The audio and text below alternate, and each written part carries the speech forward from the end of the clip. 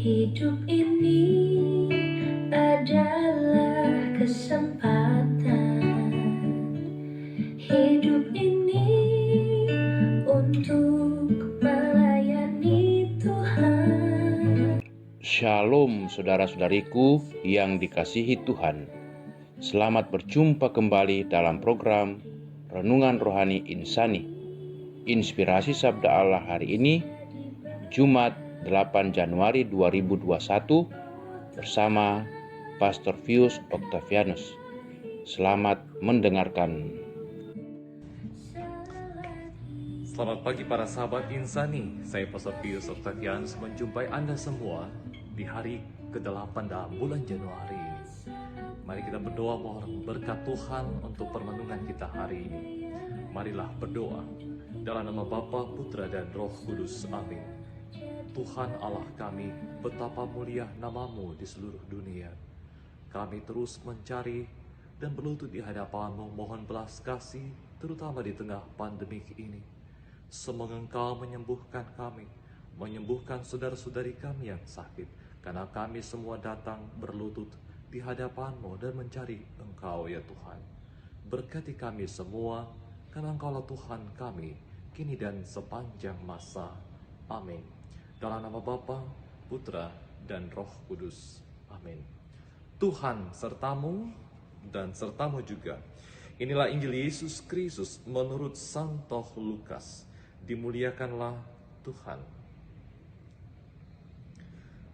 Pada suatu kali Yesus berada dalam sebuah kota.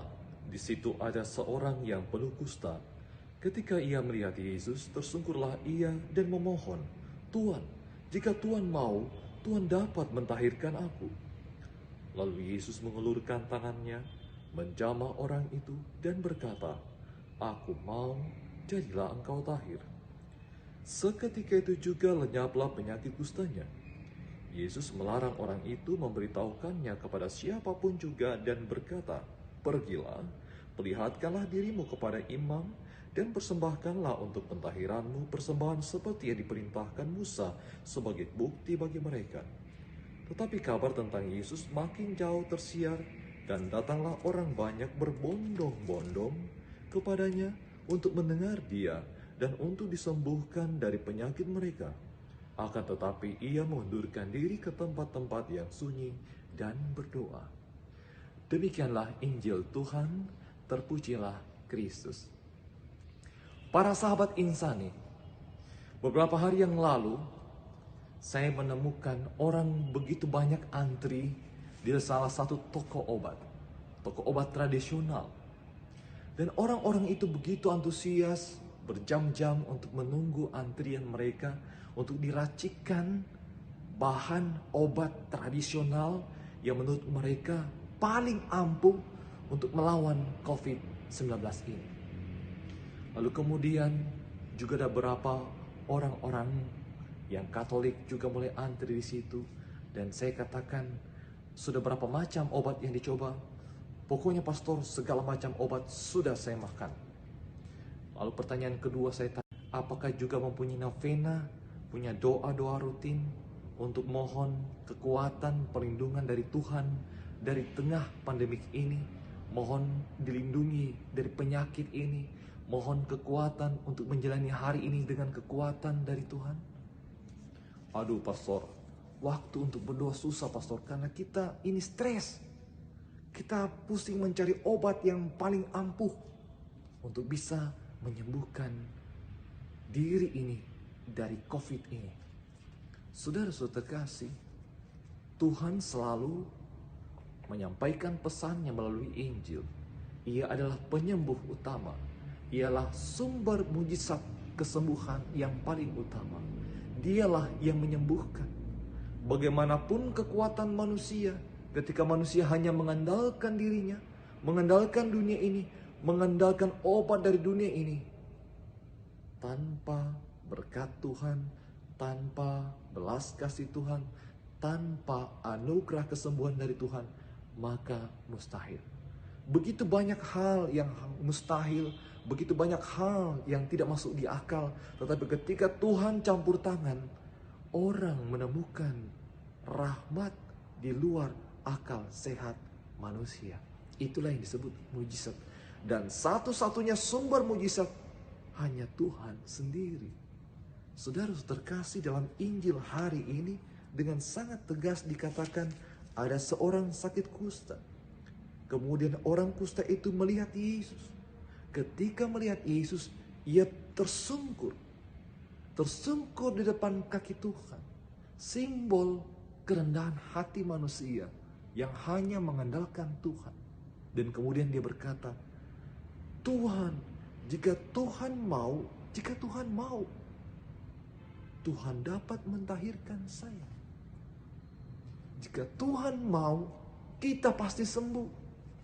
Pertanyaannya, berapa waktu kita, berapa persen waktu kita, berapa banyak waktu kita berikan untuk tersungkur di hadapan Tuhan. Tersungkur di hadapan Tuhan melambangkan sikap manusia yang total berserah kepada Tuhan. Ketika manusia hanya mengandalkan dirinya, mengandalkan Tuhan, dia tidak akan pernah menemukan rahmat mujizat itu. Tetapi ketika kita mau dengan segenap pikiran, hati kita berlutut di hadapan Tuhan, Tuhan, jika Engkau mau, Engkau dapat menyembuhkan aku. Tuhan, aku berlutut di hadapan-Mu dengan kerendahan hati, dengan totalitas, percaya bahwa hanya Engkau menjadi kekuatan saya. Di tengah ketidak ada harapan lagi, di tengah kebingungan kita, di tengah keputusasaan kita, biasanya baru kita mau mencari Tuhan. Padahal ketika kita mengutamakan Tuhan, memprioritaskan Tuhan, memberikan waktu yang istimewa untuk Tuhan, percaya dan lihatlah, mujizat terjadi dalam hidup kita ini. Bagaimana mungkin mujizat itu terjadi ketika kita tidak mau tersungkur di hadapan Tuhan, ketika kita sibuk mencari obat-obat dunia ini dan melupakan Tuhan. Mencari obat sangat penting, sangat baik, tetapi yang pertama-tama sumber obat dan kekuatan adalah Tuhan sendiri. Jangan pernah melupakan Tuhan. Andalkan Tuhan sepenuhnya. Berikan waktu istimewa untuk Tuhan, untuk tersungkur di hadapannya. Maka Tuhan akan mau menyembuhkan kita. Sama dalam perumpamaan dikatakan, seorang hakim yang lalim, ketika ia terus-menerus didesak, maka hakim lalim itu akan berbelas kasih kepada orang itu. Ketika kita mau berlutut terus-menerus di hadapan Tuhan, Tuhan pasti berbelas kasih. Hakim lalim saja berbelas kasih, apalagi Tuhan yang penuh dan maha pengasih.